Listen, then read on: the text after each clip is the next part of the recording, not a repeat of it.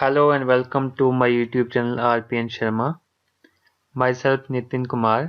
Hello friends, मैं आज आपके लिए ले आया हूँ एक बहुत ही इंटरेस्टिंग टॉपिक जो है हमारे पास जॉब्स हैं कुछ निकली हुई इंडियन आर्मी में, तो वो हम देखेंगे। एप्लीकेशंस इसने इनवाइट की हैं इंडियन आर्मी ने, तो इसमें हम इम्पोर्टेंट पॉइंट्स ही देखेंगे। तो वो इम्पोर्टेंट पॉइंट्स क्या क्या हैं वो हम देखेंगे इसमें, ठीक है।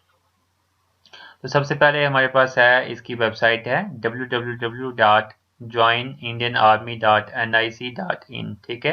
तो ये वेबसाइट आपको रिमेंबर कर लेनी है, रिमेंबर नहीं करनी है, ये वेबसाइट है इसकी, ठीक है। तो जैसे ही हम अप्लाई करेंगे इसके लिए तो इस वेबसाइट पे हमें जाना होगा, ठीक है। तो एप्लीकेशन है हमारे पास, इसमें हम इम्पोर्टेंट पॉइंट्स ही खाली देखेंगे। इसमें इंपॉर्टेंट पॉइंट्स हम देखते हैं। Applications are invited from in eligible unmarried male, ठीक है। इलिजिबल अनमैरिड मेल, ठीक है। अगर आप अनमैरिड मेल हैं तो आप इसके लिए इलिजिबल हैं, ठीक है। तो इसमें कितनी वैकेंसीज है वो हम आगे देखेंगे, सब कुछ आगे देखेंगे, ठीक है। अनमैरिड मेल इंजीनियरिंग ग्रेजुएट्स, ठीक है। अगर आप इंजीनियरिंग ग्रेजुएट्स हैं तो ये आपके लिए हैं applications. For 132nd technical graduate course, ठीक है। एक टेक्निकल ग्रेजुएट कोर्स होता है, उसके लिए आप एलिजिबल हैं अगर आप इंजीनियरिंग ग्रेजुएट हैं, ठीक है। कमेंसिंग फ्रॉम जनवरी 2021, जनवरी 2021 से ये स्टार्ट हो जाएंगी at Indian military academy IMA, ठीक है, IMA Dehradun, for the permanent commission in the Indian army, ठीक है। इसकी एलिजिबिलिटी की अगर हम बात करें तो एलिजिबिलिटी में हमारे पास नेशनलिटी है, ठीक है। नेशनलिटी में कैंडिडेट अगर इंडिया का है तो वो इस फॉर्म को भर सकता है। उसके बाद नेपाल का है वो भी भर सकता है, ठीक है। A person of Indian origin, अगर इंडियन ओरिजिन का है लेकिन वो माइग्रेट हुआ है पाकिस्तान में, बर्मा में, श्रीलंका में, ईस्ट अफ्रीकन कंट्रीज में, Kenya, Uganda, United Republic of Tanzania, Zambia, ठीक है। ये सारी कंट्रीज में अगर वो ओरिजिन तो उसका इंडिया में है लेकिन इन दूसरी कंट्रीज में वो गया हुआ है, ठीक है, तो वो भी इस फॉर्म को भर सकता है। उसके बाद हमारे पास दूसरा है एज लिमिट। तो एज लिमिट की अगर हम बात करें तो इसकी जो एज लिमिट है वो है 20 to 27, ठीक है। 20 साल का मिनिमम पर्सन होना चाहिए और मैक्सिमम 27 से ऊपर होगा कोई तो वो इस फॉर्म को नहीं भर सकता। और किस डेट तक 27 होना चाहिए? 1 जनवरी 2021, इस डेट तक आपकी उम्र 27 होनी चाहिए या 27 से कम होनी चाहिए और 20 से ऊपर होनी चाहिए, ठीक है। दैट मीन्स अगर हम बात करें आपकी जो डेट ऑफ बर्थ है वो 2 जनवरी 1994 से लेके 1 जनवरी 2001 तक जो है, अगर आपने जन्म लिया है तो आप इलिजिबल हैं। इससे पहले जन्म लिया है तो आप इलिजिबल नहीं है, इसके बाद भी आपने जन्म लिया है तो आप इसके लिए एलिजिबल नहीं है, ठीक है। तो हम बात करें नेक्स्ट पॉइंट की, नोट की, इंपॉर्टेंट नोट है, the date of birth recorded in the matriculation of secondary school examination certificate और equivalent certificate on the date of submission of application will only be accepted. तो जो आपका date of birth proof होगा वो कौन सा होगा? मैट्रिकुलेशन पे जो आपका डेट ऑफ बर्थ होगा वो, या फिर जो सेकेंडरी स्कूल एग्जामिनेशन वही हो गया मैट्रिकुलेशन वाला, वो वैलिड होगा, या फिर आपके पास कोई स्पेशल सर्टिफिकेट है तो वो भी वैलिड होगा डेट ऑफ बर्थ प्रूफ के लिए, ठीक है। तो एजुकेशनल क्वालिफिकेशन की इसमें हम बात करें तो एजुकेशनल क्वालिफिकेशन इसके लिए हमारे पास क्या है? इंजीनियरिंग डिग्री कोर्स, ठीक है। अगर आपने इंजीनियरिंग डिग्री कोर्स किया है तो आप एलिजिबल हैं। कौन सी इंजीनियरिंग आपके पास होनी चाहिए वो हम नीचे देखेंगे जिस हिसाब से वैकेंसी होगी, ठीक है। तो अगर आपका फाइनल ईयर भी है तो आप तब भी इसके लिए एलिजिबल हैं, ठीक है। आपका फाइनल ईयर भी है तो आप इसके लिए एलिजिबल हैं, ठीक है।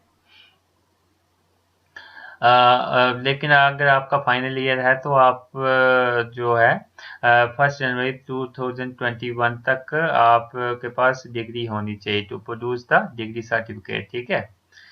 अच्छा जी, नेक्स्ट है हमारे पास नोट, ठीक है। The induction of pre commission training academy after final selection the minimum educational qualification is pass BE BTech, ठीक है। तो फाइनल सिलेक्शन के बाद जो हमारी एजुकेशनल क्वालिफिकेशन होगी वो BE BTech होगी इन इंजीनियरिंग में, ठीक है। उसके बाद हमारे पास नीचे दी है कितनी किस में वैकेंसी है वो हम नीचे देखेंगे, ठीक है। उसके बाद हमारे पास है वैकेंसीज, ठीक है। वैकेंसीज की अगर हम बात करें तो हमारे पास वेरियस वैकेंसी दी है, ये हमारे पास स्ट्रीम दी है। अगर सिविल की बात करें तो सिविल में हमारे पास 10 वैकेंसीज हैं, ठीक है। इसकी इक्विवेलेंट स्ट्रीम जैसे हमारे पास सिविल इंजीनियरिंग आ गई, सिविल इंजीनियरिंग, स्ट्रक्चरल इंजीनियरिंग आ गई, देन स्ट्रक्चरल इंजीनियरिंग आ गई, ठीक है। उसके बाद आर्किटेक्चर, आर्किटेक्चर में हमारे पास वैकेंसी है एक, ठीक है। अगर आपने मैकेनिकल किया है तो आपके लिए वैकेंसीज 3 है, ठीक है। अगर आपने इलेक्ट्रिकल एंड इलेक्ट्रॉनिक्स की है तो आपके लिए 4 वैकेंसीज हैं। अगर कंप्यूटर साइंस आपने की है आपके लिए 9 वैकेंसीज हैं। इलेक्ट्रॉनिक्स एंड टेलीकम्युनिकेशन में आपने किया है तो आपके लिए 6 वैकेंसीज हैं। देन आपने एरोनॉटिकल और एवियोनिक्स किया है तो 2 वैकेंसीज हैं। एरोस्पेस के लिए 1 वैकेंसी है। न्यूक्लियर टेक्नोलॉजी के लिए 1 वैकेंसी है। ऑटोमोबाइल में हमारे पास 1 वैकेंसी है। लेजर टेक्नोलॉजी की भी 1 वैकेंसी है। इंडस्ट्रियल और मैन्युफैक्चरिंग की भी 1 वैकेंसी है, ठीक है। तो टोटल वैकेंसीज हमारे पास कितनी है, 40 वैकेंसीज हैं टोटल, ठीक है। These vacancies are tentative and may be change depending on the organizational requirement. तो ये जो है हमारे पास जितनी भी वैकेंसीज हैं टेंटेटिव हैं, हो सकता है ये चेंज हो जाए, हो सकता है ये थोड़ी सी इंक्रीज हो जाए, हो सकता है ये थोड़ी सी डिक्रीज हो जाए, ठीक है। तो हम बात करें टाइप ऑफ कमीशन की बात करें तो इसमें हमारे पास है ग्रांट ऑफ कमीशन, ठीक है। जो ग्रांट ऑफ कमीशन है इसको हम नहीं देखेंगे अभी क्या चीज़ है। Permanent commission, antedate seniority, तो ये अलग अलग चीज़ें हैं, इसको हम अभी ना देखें। देन ट्रेनिंग की बात करें हम, ट्रेनिंग की बात करें तो जो भी सिलेक्टेड कैंडिडेट होगा will be detailed at for training at Indian military academy, ठीक है। जैसे ही जो कैंडिडेट इसमें सिलेक्ट हो गया तो उसकी ट्रेनिंग होगी IMA देहरादून में, IMA Dehradun, Indian military academy Dehradun में उसकी ट्रेनिंग होगी, ठीक है। IMA देहरादून में उसकी ट्रेनिंग होगी। According to their position in the final order of merit engineering stream wise up to the number of available vacancies and subject to the meeting all eligibility requirement, ठीक है। जो training का duration होगा वो होगा 49 weeks का होगा, ठीक है। Candidates will neither be allowed to marry during the period of training nor to be allowed to live with parents, ठीक है। जो ट्रेनिंग होगी उसमें ना तो हम शादी कर सकते हैं ना अपने पेरेंट्स से मिल सकते हैं। दैट मीन्स 49 डेज हमें IMA देहरादून में ही ट्रेनिंग अपनी करनी है, उसके बाद ही बाकी काम हम कर सकते हैं, ठीक है। कास्ट ऑफ ट्रेनिंग की अगर हम बात करें तो जो एंटायर कास्ट है वो गवर्नमेंट उठाएगी, दैट मीन्स IMA देगा, ठीक है। वो फ्री ऑफ कास्ट होगी, जो भी स्टूडेंट होगा उसको फ्री ऑफ कास्ट होगी, ठीक है। अगर तो अगर जो कोई भी जेंटलमैन है अगर ट्रेनिंग से वो जाना चाहेगा तो उसको जो है रिफंड करनी पड़ेगी कास्ट कितनी, 11,952 पर वीक उसको जो है कास्ट रिटर्न करनी पड़ेगी, ठीक है। With escalation of 8% per annum will be calculated as per the capita cost, ठीक है। तो अगर वो ट्रेनिंग छोड़ता है, 49 डेज की ट्रेनिंग है उसको छोड़ता है तो उसको जो भी कास्ट वहाँ पे लगी है वो वापस देनी पड़ेगी गवर्नमेंट को, ठीक है।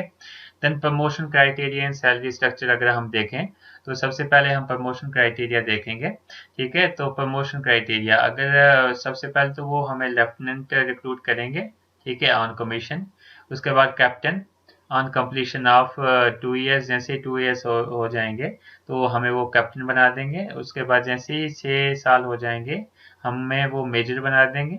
देन 13 साल लेफ्टिनेंट कर्नल, देन 26 साल कर्नल, ठीक है। Then on selection basis subject to fulfilment of requisite service condition, ठीक है। तो 26 साल के बाद कुछ वो एग्ज़ाम ले सकते हैं या फिर उनकी मर्जी है।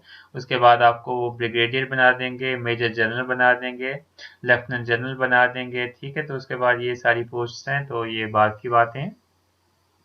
देन पे की बात करें तो जब हम लगेंगे लेफ्टिनेंट की पोस्ट पे, लेफ्टिनेंट के रैंक पे जब हम लगेंगे स्टार्टिंग पे तो हमारी जो पे लेवल होगा वो 10th लेवल होगा और इसकी जो पे हमें मिलेगी 56,100 टू 1,77,500, दैट मीन्स 56,000 से ऊपर ही हमारी पे होगी लेफ्टिनेंट के रैंक पे, ठीक है। और किसके बीच में, इसके बीच में पे होगी। तो आगे आगे जैसे जैसे हमारा जो रैंक बढ़ता जाएगा हमारी पे भी बढ़ती जाएगी, ठीक है। तो ये आप देख सकते हैं, ये इसको मैं डिस्कस नहीं करूंगा। देन हम बात करें मिल्की सर्विस पे, ठीक है। मिल्की सर्विस पे की अगर हम बात करें तो मिल्की सर्विस पे जो होगी to the officer from the rank of lieutenant to brigadier, वो होगी इतना 15,500 पर मंथ, ठीक है। देन स्टीफन जो होगा fix stipend for cadet training, cadet training के लिए जो स्टीफन मिलेगा वो एक्स्ट्रा मिलेगा, वो होगा 56,100 पर मंथ, ठीक है। देन हम बात करें इसकी क्वालिफिकेशन ग्रांट की, ठीक है। क्वालिफिकेशन ग्रांट की अगर हम बात करें तो क्वालिफिकेशन ग्रांट में हमारे पास क्या चीज़ें हैं। abolished as per the separate allowance eligible employees to be qualification qualification incentive, ठीक है। तो क्वालिफिकेशन इंसेंटिव भी हमें मिलेंगे, अगर आपकी क्वालिफिकेशन और ज़्यादा है तो आपको क्वालिफिकेशन इंसेंटिव मिलेंगे, फ्लाइंग अलाउंस मिलेंगे, ठीक है। अगर आपको किसी पायलट वगैरह, अगर आप पायलट वगैरह का काम करते हैं आपको फ्लाइंग अलाउंस मिलेंगे, ठीक है। Lieutenant and above, level 10 and above आपको इतने फ्लाइंग अलाउंस मिलेंगे, ठीक है। अदर अलाउंस, काफ़ी सारे अदर अलाउंस हमारे पास होते हैं। डेनल्स अलाउंस आ गया, किट मेंटेनेंस अलाउंस आ गया, तो ये 20,000 पर ईयर मिलेगा, ठीक है। तो ये सारे चीज़ें हमें बाद में मिलेंगी, ठीक है। ये आ गया साइचन अलाउंस, अगर साइचन ग्लेशियर के पास आप काम करते हैं तो आपको इतने पर मंथ एक्स्ट्रा मिलेगा, ठीक है। यूनिफॉर्म अलाउंस आपको मिलेगा 20,000 पर ईयर मिलेगा यूनिफॉर्म के लिए। राशन इन काइंड, ठीक है। ये सारे अलाउंस हमें मिलेंगे बाद में जब हम रिक्रूट होंगे, ठीक है। देन चिल्ड्रन एजुकेशन अलाउंस भी हमें मिलेगा इतना 2,250 पर मंथ हमें मिलेगा, ठीक है। तो ये सारे अलाउंस हमें मिलेंगे लगने के बाद। देन हॉस्टल सब्सिडी हमें मिल जाएगी, ठीक है। चिल्ड्रंस की हॉस्टल सब्सिडी, चिल्ड्रन अगर हॉस्टल में रह रहा है आपका, उसकी सब्सिडी आपको मिल जाएगी। देन आर्मी ग्रुप इंश्योरेंस आपका हो जाएगा, ठीक है। तो उसमें आपको बहुत सारे फायदे हैं, वो अभी मैं नहीं देखूंगा इसमें, ठीक है। हाउ टू अप्लाई, इसको अप्लाई कैसे करें, सबसे बड़ी बात तो इसको अप्लाई कैसे करें। तो एप्लीकेशन जो है उसको अप्लाई करने का क्या तरीका है, ऑनलाइन मोड है खाली, ठीक है। ऑनलाइन कैसे अप्लाई करना आपको, आप सिंपली जो फॉर्म फिल करते हैं उनकी शॉप पे चले जाना, वो सिंपली फिल कर देंगे। लेकिन फिर भी अगर आपको घर पे फॉर्म भरना है तो आप इस लिंक से भर सकते हैं। लिंक है www.joinindianarmy.nic.in, ठीक है। इस लिंक को आपको क्लिक करना है, उसके बाद अप्लाई लॉगिन पे कर लेना है, ऑफिसर एंट्री अप्लाई लॉगिन पे क्लिक कर लेना है उसके बाद, ठीक है। इस पे क्लिक करने के बाद आपको रजिस्ट्रेशन करनी है। रजिस्ट्रेशन पे क्लिक करने के बाद आपको क्या करना है, रजिस्ट्रेशन में जो भी डिटेल्स हैं वो फिल कर लेनी है, उसके बाद अप्लाई नाउ पे क्लिक कर लेना है, ठीक है। अप्लाई नाउ पे क्लिक करोगे उसके बाद ऑफिसर्स सिलेक्शन पेज पे एलिजिबिलिटी को आपको खोलना है। एलिजिबिलिटी को खोलने के बाद आपको वहाँ पे देखना है, उसके बाद जो भी इंस्ट्रक्शंस हैं आपको फॉलो करते जाना है, ठीक है। तो मैं इसका भी एक वीडियो ले आऊँगा कि इस फॉर्म को कैसे हम भरें, ठीक है। तो लास्ट में जब भरोगे तो एक सबमिट नाउ का बटन आएगा, उसके बाद आपको सबमिट कर लेना है, ठीक है, फॉर्म को। तो सबमिट हो जाएगा आपका फॉर्म, ठीक है। उसके बाद यहाँ पे कुछ इंपॉर्टेंट नोट्स दिए हैं, ये हम देख लेते हैं। No changes to detail submit, जैसे कि आपने कोई भी डिटेल सबमिट होगी एक बार तो वो दोबारा चेंज नहीं होगी। उसके बाद जो भी आपके CGPA में अगर आपके मार्क्स हैं उसको परसेंटेज में कन्वर्ट करना है, ठीक है। तो वो आपकी यूनिवर्सिटी के फार्मूला के अकॉर्डिंग होगा, हमने ऐसे ही निकाल लेना है। फिर कैंडिडेट नेम जो भी है वो भी हमने करेक्ट फिल करना है, जो भी सर्टिफिकेट के अकॉर्डिंग है, ठीक है।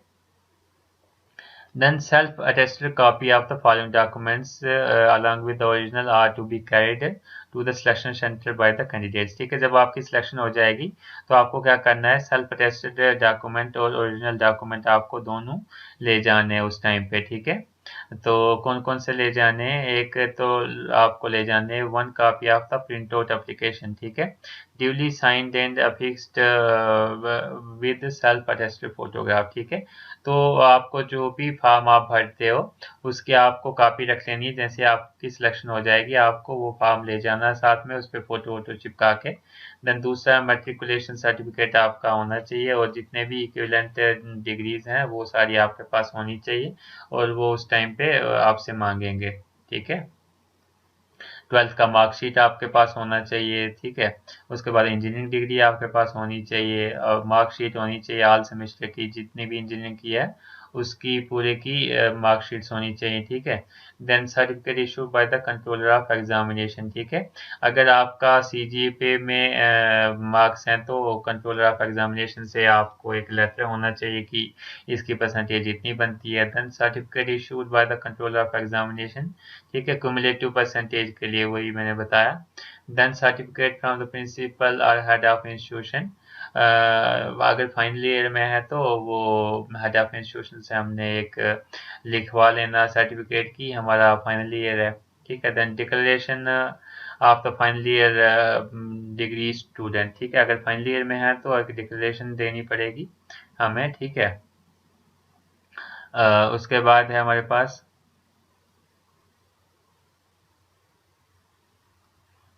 जितने भी सर्टिफिकेट्स हैं वो हमें ओरिजिनल में ले जाने हैं जब हमारा इंटरव्यू होगा। ठीक है, उसके बाद हमारे पास हम बात करें, candidates must submit only one online application, एक ही ऑनलाइन एप्लीकेशन हमें सबमिट करनी है। ठीक है, तो अब हम देखेंगे बहुत ही इंपॉर्टेंट चीज़ जो हमारे पास है यहाँ पे, सिलेक्शन प्रोसेस। ठीक है, तो सिलेक्शन प्रोसेस हमारे पास क्या है वो हम देखेंगे। ठीक है, शॉर्ट लिस्टिंग ऑफ एप्लीकेशन। ठीक है, right, shortlisting of application cut off percentage of marks for each engineering discipline, marks obtained in 6th semester engineering second।